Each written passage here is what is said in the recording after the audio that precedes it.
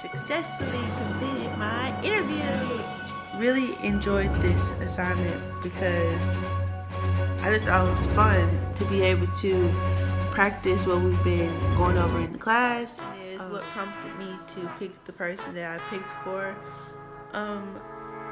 the assignment. Well, I picked someone that I previously worked with. I worked with them, but I never really talked to them outside of work-related things. Yet we were always in some of the same circles, so I wanted to, we're currently working together again now, so it's like the perfect time to learn more about this person as I'm going to continue to work with them for the next couple of months or so. I also picked this person simply because I already knew, since I had already worked with her before, I already knew that there were some things that were going to automatically be different between us, and that she had some aspects about herself that I just had no experience with whatsoever, because I don't live the life that she lives, obviously, and because I'm not in those spaces. Some of the things that intersect for her don't intersect for me. I knew that would make the interview very, very interesting and more likely to have something come out of it. I know I learned more than one important thing during this, but I learned that some aspects would just kind of always be the same, even though initially when I went into this I was like, well, we're going to be so different, that's going to make this very interesting. I learned that some things are just human nature, for lack of better phrases. Some things are just going to transcend past different people because we all want some of the same simple things. For example, just like how we want people to treat us generally is going to be typically the same, because again, we're all people and we all want to be treated fairly. So I also, another important thing I learned was you'll never just really be prepared. I thought, if I practice, I'll be prepared. I have a list of questions here. I know I'm going to ask. I know how this is going to flow. It's going to hit these points, A, B, C, and then we're going to be done. And I wasn't prepared at all for how the interview went. So I guess you just have to learn improv and be good on your toes as a counselor, because you never know what clients or people are going to say to you and how you're going to be able to respond to them in a correct way.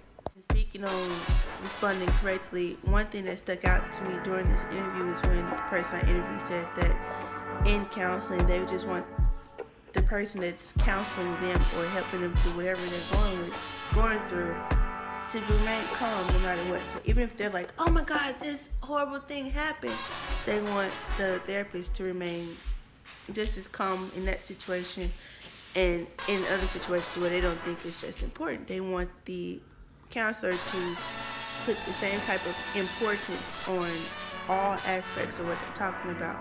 And that lets them know that even though I might not find this important, or I find this more important than that, I know that my counselor is going to consider both those things important and probably bring some things to light for myself. And I thought that was really good insight to have, and I never thought about it that way. Like, we should be more open to, or not necessarily open, but more considerate of making sure that we don't overreact to certain things they say, because that might shut someone down or it might make them feel a certain type of way. We should have a general outlook throughout our sessions, even though we're providing guidance. We don't want to come off as if we're shaming someone, or if something that's important to them isn't important at all. So we don't want to have those types of comments. Differently, if I could do this interview again, well, I would try to write my questions to be a little bit more clearer. I thought they were clear. I got them checked. I sent in a draft and everything, and I thought my questions were clear. But when it came time to, I don't know if it's because of the language barrier, but when it came time for me to actually ask the questions, I found myself explaining them more for the person I was interviewing, so that they could understand what I was asking them before they could even answer.